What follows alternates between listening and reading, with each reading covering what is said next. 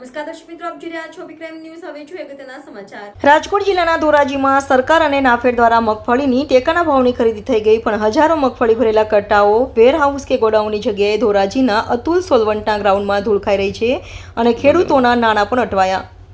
ધોરાજીના Jetpur road પર આવેલ અતુલ સોલવંટના ગ્રાઉન્ડમાં છેલ્લા 2-2.5 માસથી સરકારી અને નાફેડ દ્વારા મગફળીની ટેકાના ભાવે ખરીદી કરવામાં આવી હતી અને ખરીદી પણ પૂર્ણ થઈ ગઈ છે. ત્યારે નાફેડ અને રાજ્ય સરકારના અણધાર્યા આયોજન અને અનાવડત અને યોગ્ય આયોજન ન થતાં ધોરાજીમાં મગફળી ખરીદી કરી લેવામાં આવી, પણ જે જગ્યાએ ખરીદી કરી હતી તે જ જગ્યાએ ધોરાજી અતુલ સોલવંટના ગ્રાઉન્ડમાં મગફળીનો અંદાજે 85,000 જેટલા મગફળી ભરેલા કટ્ટાઓ ધૂળ ખાઈ રહ્યા છે, કારણ કે આ મગફળીના કટ્ટાઓ રાખવા માટે વેરહાઉસ કે ગોડાઉનની વ્યવસ્થા નજીકમાં નથી, દૂર જગ્યાએ મળે છે અને ગોડાઉન કે વેરહાઉસમાં મગફળી ભરેલા કટ્ટા પહોંચે ત્યારબાદ જ મગફળીના વેચાણના નાણાં ખેડૂતોના ખાતામાં જમા થશે તેવું નાફેડ કર્મીએ જણાવ્યું હતું.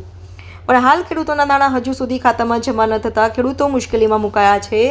લગ્ન પ્રસંગ કે અન્ય વ્યવહારના માટે નાણાંની જરૂરિયાત થતી હોય તો સરકાર અને નાફેડ દ્વારા મગફળીના ટેકાની ખરીદીના નાણાં ચૂકવવામાં આવે તેવી માંગ કરી રહ્યા છે ખેડૂતો. Reporter Firoz Chuneja, B crime news, Dhoraji.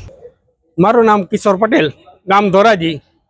હવે સરકારે નાફેડ દ્વારા જે કાંઈ ખરીદી કરી છે મગફળીની, એમાં અત્યારે ખેડૂતો લાઈનમાં ઊભા રહે અને કડકડતી ઠંડીમાં રાત આખી ઉજાગરા કરી અને મગફળી નાખી છે અને 2 મહિના થયા મગફળી લેવાઈ ગયા પછી પણ ખેડૂતોના ખાતામાં પૈસા આવ્યા નથી, જેથી ખેડૂતોને જે કાંઈ રવિ પાકમાં ખર્ચા કર્યા હોય, માર્કેટમાંથી પૈસા લીધા હોય અને અત્યારે લગ્નગાળાની સિઝન હોય ને ખેડૂતોને પૈસાની ખાસ જરૂરિયાત હોય તો ખેડૂતોના ખાતામાં હજી સુધી પૈસા આવ્યા નથી. અને નાફેડના અધિકારીઓ એમ કહે છે કે અત્યારે અમારી પાસે ગોડાઉન કે વેરહાઉસની સગવડ નથી અને 85,000 કટ્ટા મિલમાં એમનેમ ધૂળ ખાય છે અને ખેડૂતોને ખાતામાં પૈસા પડ્યા નથી.